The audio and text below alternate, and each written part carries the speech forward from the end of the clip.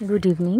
আমরা যে আজকে এক্সট্রাক্টটা নিয়ে আলোচনা করব সেটা হচ্ছে গন্ধটা খুব সন্দেহজনক। খুব ভালো ওরা, ডাকলেই আসে, লোকটোক নয়, ওরা ওরাই। কে কাকে কথাটি বলেছে, কখন বলেছে, প্রসঙ্গ উল্লেখ করো। এরপর গল্পকথক ধর্মদাস নামের মাস্টারমশাই সম্পর্কে কোন কাহিনী বলেছেন। এই কাহিনী সম্পর্কে সমাদদার ও দাদামশাইয়ের মধ্যে কোন কথা হয়েছিল। আধুনিক সাহিত্যিক শীর্ষেন্দু মুখোপাধ্যায়ের লেখা গন্ধটা খুব সন্দেহজনক গল্প থেকে নেওয়া। এই কথাটা স্টেশন মাস্টার হরেন সমাদদার বলেছেন দাদামশাইকে।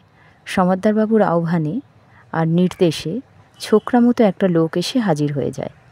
ও চিঠি ডাকে ফেলতে যায়। দাদামশাই আগে তাকে দেখেননি, তাই জিজ্ঞাসা করেন লোকটাকে তিনি নতুন রেখেছেন কি না। আর তখনই সমাদদারবাবু কথাটি বলেন।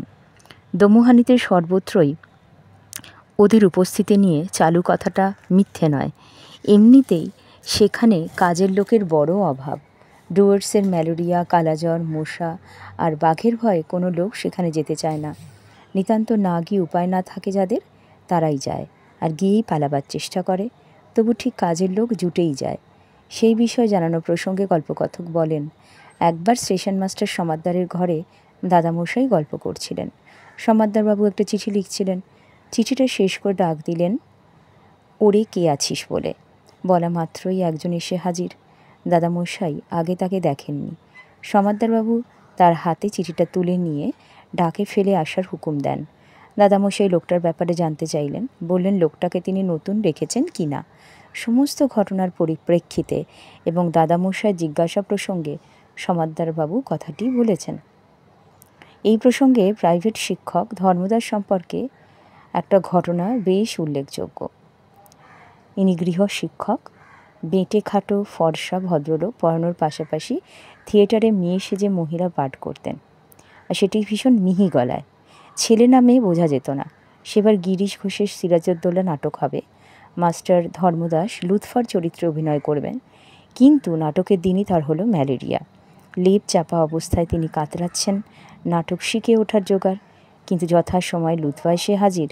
মনে হলো একেবারে ধর্মদাস মাস্টারমশাই গোঁফ কামিয়ে আগাগোড়া নিখুঁত অভিনয় করে গেল। কেউ কিছুই টের পেল না। কেবল ভিতরকার কয়েকজন জানত ধর্মদাস মাস্টারমশাই সেদিন মোটেই স্টেজে নামেননি। ধর্মদাস মাস্টারমশাই অভিনয় সম্পর্কে নাটক শেষে ফেরার পথে সমাদদারবাবু দাদামশাইকে বলেছিলেন যে এমন কার্যোদ্ধার হয়ে গেল যেটা বোঝাই গেল না। একটু খোনা সুরও কেউ টের পায়নি। দাদামশাই তখন সমাদদারকে চেপে ধরলেন যে রহস্যটা জানানোর জন্য। সমাদদারবাবু হেসে রহস্য বজায় রেখে জানালেন যে সবই তো বোঝেন মশাই, সদ্ভাব রাখলে সকলের কাছ থেকে কাজ পাওয়া যায়। এর সঙ্গে একটা নীতিবাক্য বলে জীবনের চরম সত্য উদ্ঘাটন করে বললেন, কথাটা তিনি যেন খেয়াল রাখেন। ধন্যবাদ, আজ এই পর্যন্তই।